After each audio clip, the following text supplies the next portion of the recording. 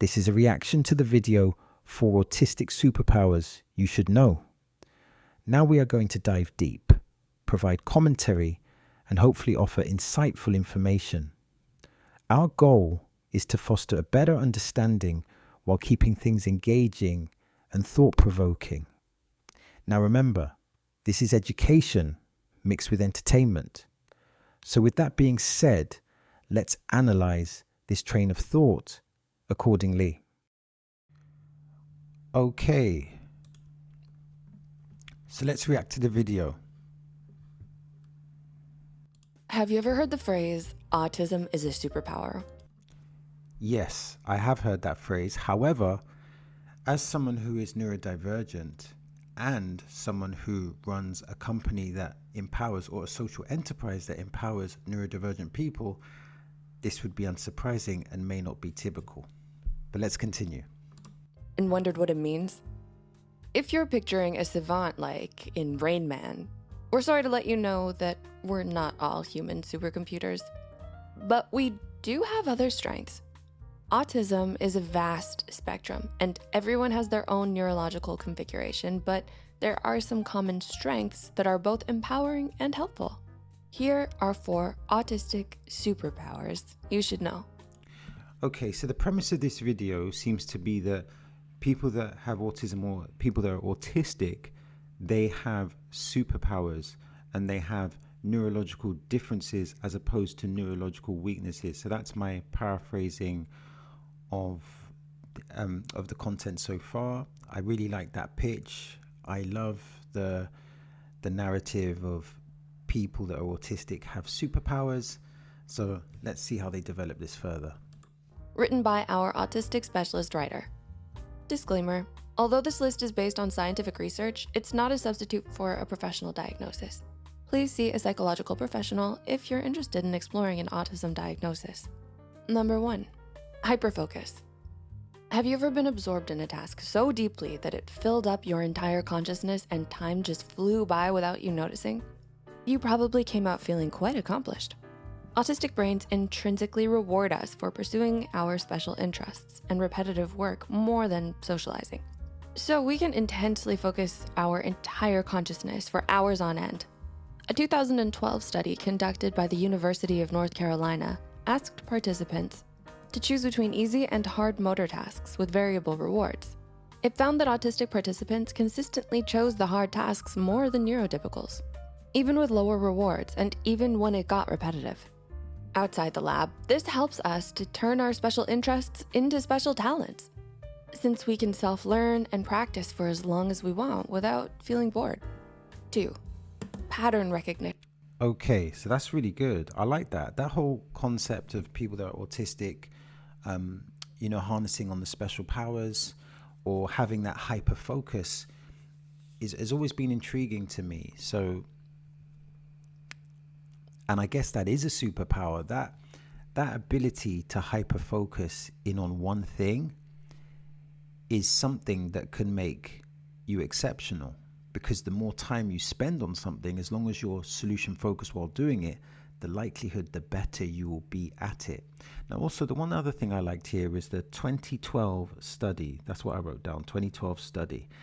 And I like the idea that they've included a study, because including a study is strengthening your argument, but also this notion of the neurodivergent people choosing the hard task as opposed to the easy task. And my instant question is, why did they choose the harder task, particularly if the harder task didn't necessarily have a greater reward?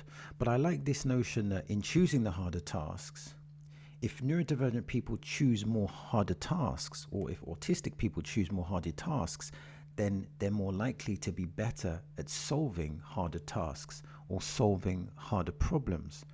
So I like the premise, I like the studies. So good beginning. Want to try a little quiz to test your pattern recognition? Here's a simple shape. Remember this little cuboid well. Now, here's a more complex pattern. Can you spot the simpler shape we showed you previously hidden in the larger pattern? Pause the video and see if you can find it. Find it yet? How long did it take? When researchers from the University of Cambridge tested participants on a series of these challenges, the autistic participants found the hidden shapes 20 seconds faster than the neurotypical participants on average. Scans show that autistic people have higher activity in a brain area called Brodmann Area 18, used in visual reasoning. Outside the lab, strong pattern recognition helps autistic people excel in areas like math, engineering, and art. Attention to detail. A 2013 study published in the Journal of Neuroscience compared the focus of attention in autistic and neurotypical people using a visual search task. Autistic performance was much stronger than neurotypicals at the center of attention, but dropped off quickly outside the target. We experience a tunnel vision where we fixate on specific details, which helps to make precise observations, remember complex scenes, and notice anything amiss. At HP Enterprise, dedicated neurodiverse teams were 30% more productive in finding software faults than regular teams, showing the value of attention to detail. And 4.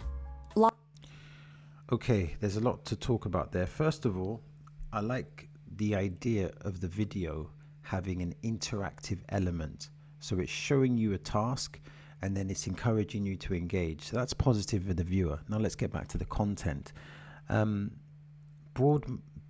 Area 18, definitely want to learn more about that. So that's an interesting detail that I didn't know, and that will encourage me to look into that. I always think a video is really good when it encourages you to dig deeper, and that Brodmann 18 is really interesting. Also, this notion of people that are autistic or neurodivergent are great in engineering and art, and I think a lot of people would see a separation between engineering and art, but I guess in certain contexts there can be a correlation between the power of someone excelling in engineering or the transferability of engineering into art. The premise here is that in art there's an element of engineering.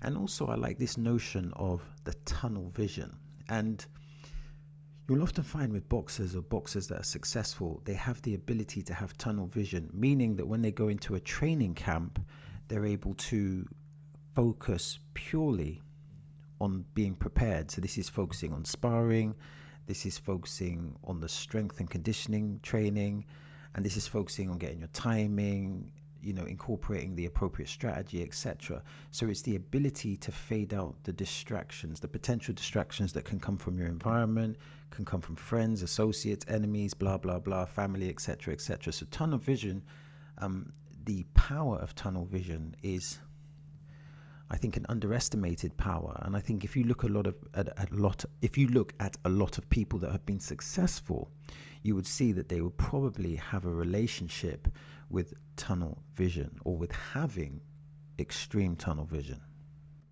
Logical decision making. Imagine this. A sly salesman offers you a choice of 3 USB drives. Option A has a large capacity and short lifespan. Option B has a small capacity and long lifespan. Option C is a worse version of option A and is just a decoy to sway you towards option A, even if you weren't thinking about it. Would you fall for the trick? A study conducted by the University of Cambridge showed participants product selections with and without decoys. Neurotypical participants fell for the trick and switched their choice when the decoy was deployed. But autistic participants made consistent choices and ignored the decoy, in line with rational decision making. Other studies show that autistic brains are immune to many biases because we focus only on specific factual details and ignore the context. For example, we're less affected by optical illusions and the gambler's fallacy, the false belief that if a random event hasn't happened often in the past, it has to happen more in the future to compensate. So there you have it, 4 positive autistic. Okay, just wanted to talk a bit about that. So this notion of if you're autistic or if you're neurodivergent, you're more capable of logical thinking. So there's some important distinctions to make here. So one strategy that's quite good at selling is what we call the anchoring bias. Let me explain. So if I'm trying to sell you a car for 20 grand, I might first introduce you to a car that's 80 grand. So because I've introduced you to a car that's 80 grand, the 20 grand car now looks more appealing. So according to this, the person who is neurodivergent is less likely to fall for that bias. So it's that some would call it practical, some would call it more logical. Some may say that maybe the context is a neurodivergent person is more likely to be logical in an emotionally pressured environment. So when someone's trying to sell utilizing different forms of biases, I believe they talked about the Gambus fallacy, I believe it was, or anchoring bias, etc. A neurodivergent person is less likely to be susceptible to that. And again, in a capitalist society where we sell products, where we sell services, that definitely has value, definitely good for saving. I think now we're going to go to the conclusion.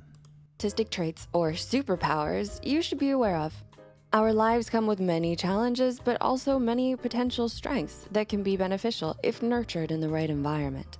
Many of humanity's developments have been conceived by those on the autism spectrum, and autistic scientist Temple Grandin once said, "If by some magic autism has been eradicated from the face of the earth, then men would still be socializing in front of a wood fire at the entrance to a cave." Maybe she was a bit harsh. Neurotypicals and autistic people both need each other, but there's no denying that we can achieve if given a chance. If you're interested in learning more, references are in the description. And you can check out our other videos on autism, like 5 signs you are an undiagnosed autistic adult, but don't know it. See you next time. I really like that video. The final bit on the autistic scientist Temple Grandin, she actually has a book called Visual Thinking, and I believe the premise of the book is that neurodivergent people are more likely to be visual thinkers. Therefore, this would add to the conclusion that to empower neurodivergent individuals, you would need to create materials that would be primed for visual thinking. So for example, when you take an exam or when you read a book, this is not primed for visual thinkers. Visual thinkers wouldn't be able to excel within that context. However, if you give a visual thinker a document that has utilized a format that's called easy read, which is basically words with pictures, then the neurodivergent person will be able to process this quicker and would have a greater chance to excel. So I really like the reference to Temple Grandin. You should really check out her work. Anyway, this is a really good video. I like the fact that they utilized or they mentioned references in the description. I'm going to check that out. I definitely want to know more about the Brodmann Area 18. Definitely want to know more about the 2012 study. This has made me think about the hyperfocus.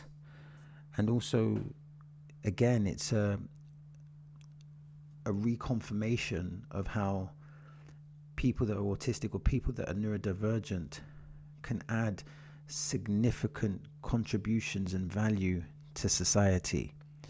So that's the end of the video. Thanks again.